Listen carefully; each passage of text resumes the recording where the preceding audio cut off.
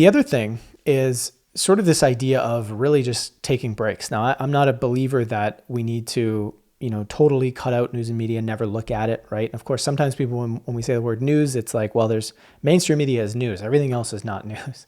Well, no, like everything's news, right? Like in the sense of if you're learning about information via a podcast, via the news, or via a Substack or whatever it might be, it's all kind of in the realm of we're learning about something that's going on out there. This is what I mean by news, right? There's different ways of learning about what's going on. And it's really just looking at what is regulating, what does feel good.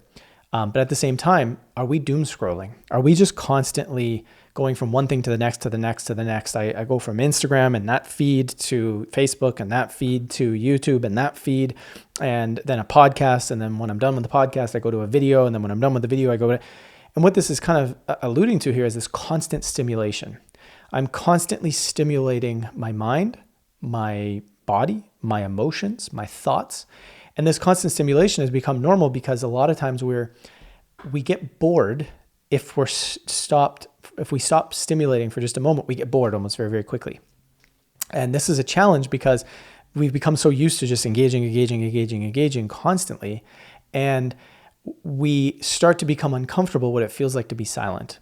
We start to become uncomfortable what it feels like underneath the stimulation. So sometimes that means feeling that sympathetic energy of angstiness, of a racing mind, of a, maybe a racing heart, maybe a shallow breath. Maybe it's something that just doesn't quite feel right in our body, that feels a little jittery. Maybe it's the depression, or a feeling of depression. Maybe it's a feeling of unmotivated, of shut down. Maybe it's a feeling of shame. Maybe it's a feeling of, I just don't have a lot of hope. I can't do things. I'm not sure. And so instead of feeling those feelings, we're constantly stimulating to try and avoid. And so we're living sort of cut off. So we're in our heads living cut off from the neck down. We don't really feel what's going on in the body. We don't really feel how we're feeling too much. We want to keep stimulating. So when we're done with all the news stuff, we come home and we watch Netflix.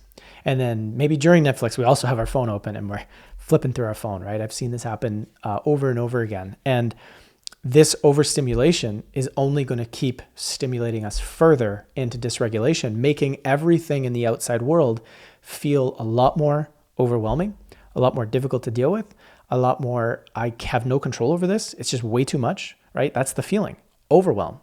So while the meaning crisis, while the poly crisis is overwhelming in a sense, we are making it feel way more overwhelming by the way we're consuming news, by the type of news we're consuming and the way we're consuming information, but also by the way we're using social media, the way we're, taking in information, or if we're stopping taking information, we immediately put on music, right?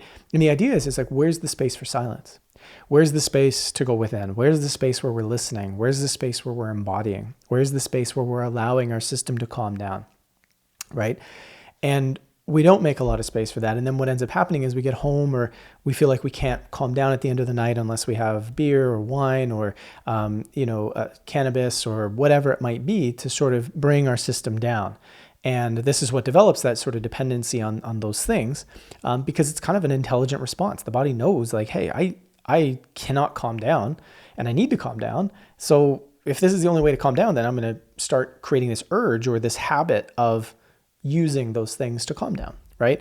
Problem is those things aren't generally healthy to do every day, right? So the part of what creates this, again, this dysregulating effect, everything is too much in the poly crisis and the meaning crisis, is all of these factors in the way that we go about things. And we are, again, when I talked about the loop at the beginning of this, we're in this loop of the dysregulation of ourselves has created a dysregulated world, and then we're dealing with that with more dysregulation, with more feelings of overwhelm. And the ways in which that we're basically stuck in these loops of just one thing to the next, to the next, to the next, has to be interrupted by our consciousness. So as we come to know this, and as we come to think about these things, and as we come to feel these things, we start to say, okay, what can I do differently?